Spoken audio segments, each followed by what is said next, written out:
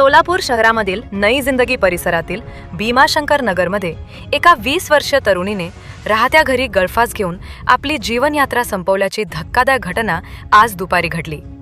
या घटनेमुळे परिसरात मोठी खळबळ उडाली आहे। मिळालेल्या माहितीनुसार आरफूनुसार युसुफ सय्यद वय 20 राहणार 414 भीमाशंकर नगर नई जिंदगी सोलापूर असे मयत तरुणीचे नाव आहे। आज दुपारी 3:10 सुमारास तिने स्वतःच्या राहत्या घरी गळफास घेतला। घटनेची माहिती मिळताच नातेवाईकांनी तिला तातडीने उपचारासाठी नई जिंदगी येथील कादेरी हॉस्पिटलमध्ये दाखल केले। मात्र डॉक्टरांनी तपासणीअंती तिला मृत घोषित केले।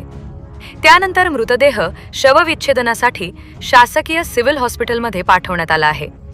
घटनेची माहिती मिळताच MIDC पोलीस ठाण्याचे वरिष्ठ पोलीस निरीक्षक आपल्या पथकासह घटनास्थळी दाखल झाले।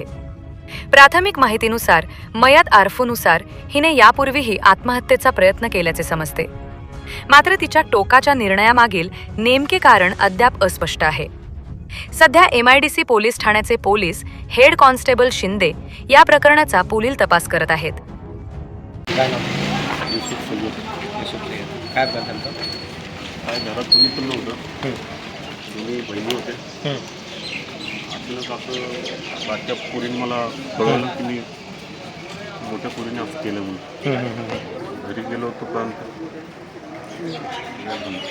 काय तुम्हाला समज आली म्हणजे काय झालंय त्या निमित्ताने? किती वाजता घडली ही घटना? 3 वाजता। तुम्ही कुठं होते? मी बाहेर होतो। ओके, तुम्हाला कसं कळलं हे झालं म्हणून? मोठ्या बारक्या पोरीने मला फोन केला। काय पोरीचं नाव? मुस्कान। तुमचं नाव?